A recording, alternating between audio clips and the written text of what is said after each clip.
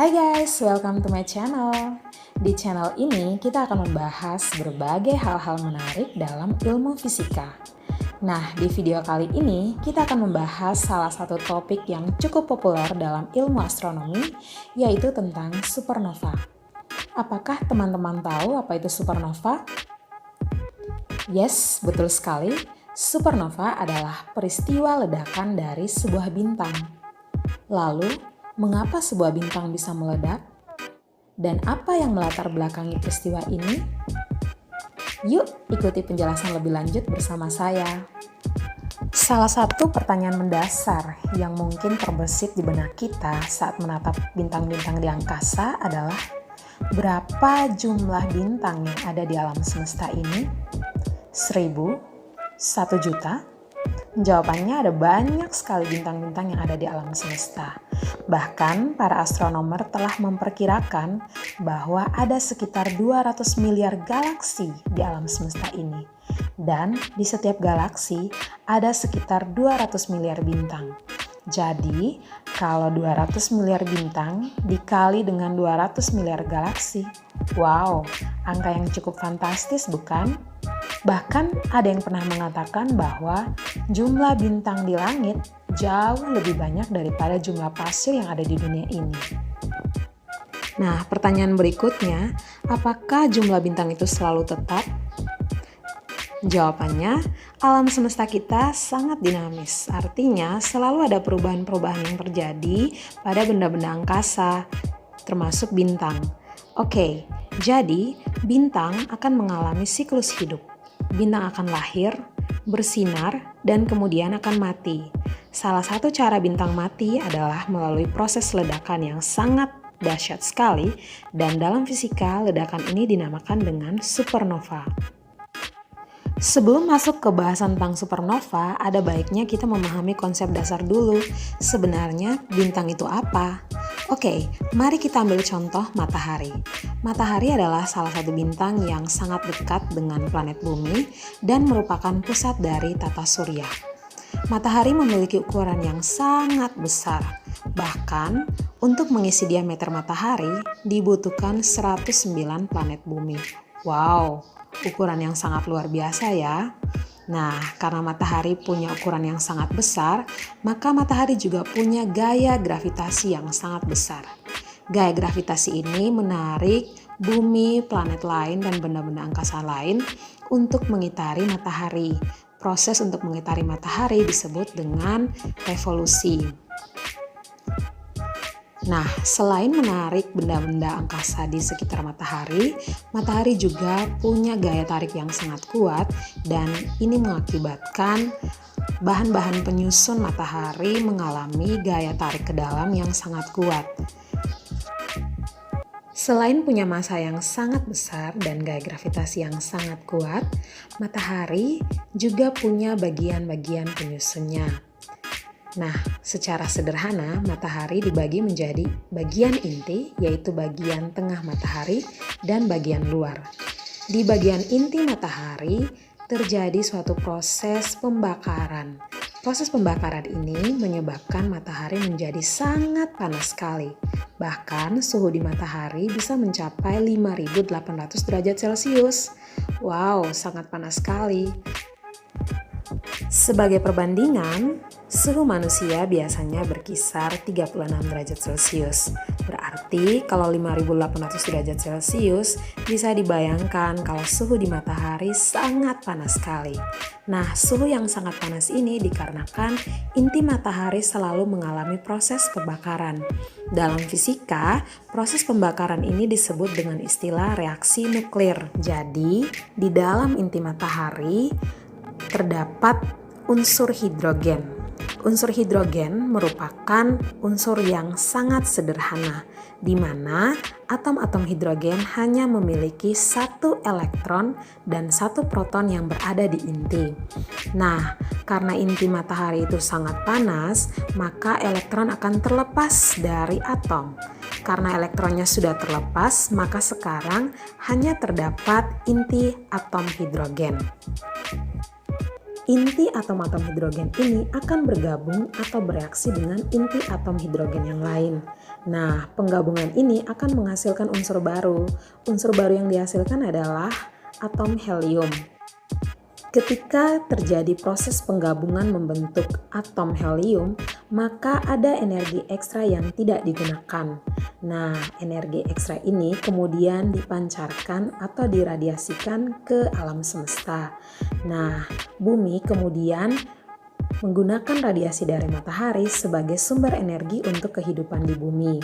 Nah, selain meradiasikan energi, inti pembakaran matahari tadi juga menghasilkan tekanan keluar yang sangat besar sekali.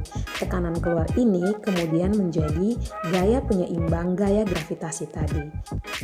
Jadi, walaupun matahari punya gaya gravitasi yang sangat besar yang menekan ke inti matahari, tetapi gaya gravitasi ini diimbangi oleh tekanan keluar akibat dari pembakaran di inti matahari yang sangat panas.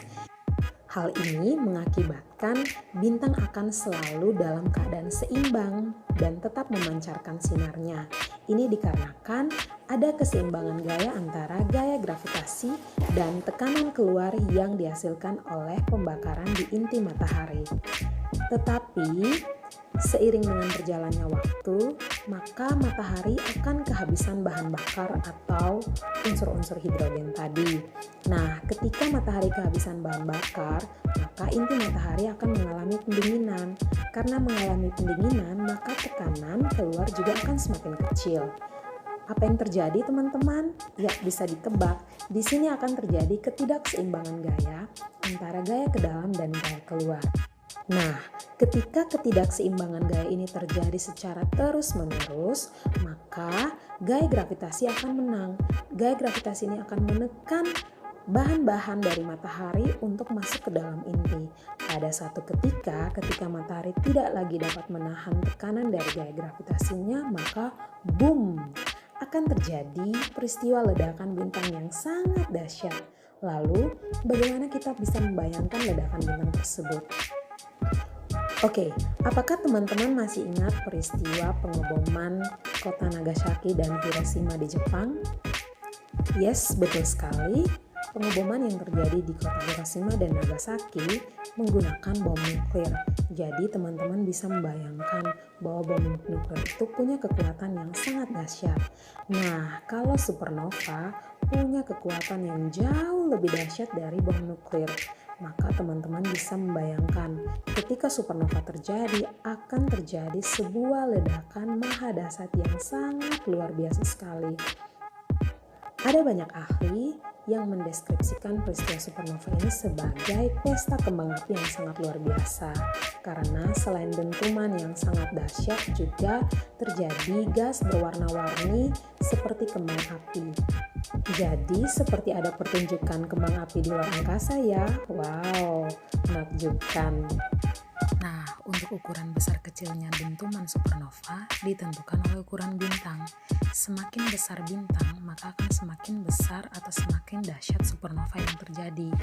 Nah, tadi hanya contoh ya untuk matahari, karena sebenarnya matahari kita tidak akan mengalami supernova, melainkan matahari akan mati dan menjadi red giant. Red giant itu apa? Akan kita bahas di video-video selanjutnya. Nah, peristiwa supernova ini ternyata memberikan manfaat bagi alam semesta, contohnya bagi bumi.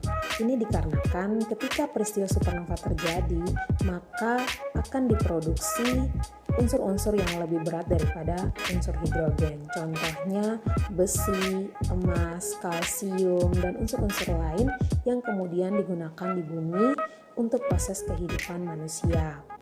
Selain itu, supernova juga bisa membantu para ahli untuk memprediksi usia dari alam semesta dan mendeteksi dari mana asal dari unsur-unsur yang ada di muka bumi. Nah, ketika supernova selesai, maka inti dari bintang tadi akan membentuk neutron star. Atau kalau bintang yang meledak tadi adalah bintang dengan ukuran yang sangat besar, maka akan terbentuk black hole. Pembahasan tentang black holes atau tentang neutron star akan kita bahas di video-video berikutnya ya. Peristiwa supernova diperkirakan para ahli bahwa terjadi setidaknya 100 tahun sekali. Banyak sekali catatan sejarah manusia yang membuktikan bahwa pada zaman dahulu, nenek moyang kita juga sudah melihat penampakan supernova di angkasa. Tetapi supernova cukup sulit untuk dilihat karena di galaksi kita peristiwa supernova ditutupi oleh banyaknya debu yang ada di angkasa. Walaupun bintang pada suatu saat akan mati melalui proses supernova, tetapi material-material sisa akibat dari peristiwa supernova akan digunakan untuk membentuk bintang yang baru. Jadi, bintang akan mengalami suatu siklus kehidupan, lahir, bersinar, kemudian mati. Lalu, ketika bintang tersebut mati, material-materialnya akan digunakan lagi untuk membentuk bintang yang baru. Nah, peristiwa supernova bukanlah satu-satunya cara bintang mati. Jadi, beberapa bintang yang berukuran lebih kecil tidak akan mengalami supernova, tetapi bintang tersebut akan mati lalu membentuk nebula. Nah, nebula merupakan gas berwarna-warni yang sangat cantik. Nebula-nebula ini dipotret dengan sangat luar biasa oleh teleskop Hubble dan bisa kita nikmati warna-warna cantik dari nebula sekarang ini. Nah teman-teman, itu tadi adalah penjelasan kenapa peristiwa supernova bisa terjadi. Semoga bisa memberi manfaat ya bagi teman-teman. Jangan lupa tekan tombol like dan subscribe untuk mendapatkan lebih banyak video-video menarik tentang fisika. Oke teman-teman, sampai ketemu di video-video selanjutnya ya. Bye!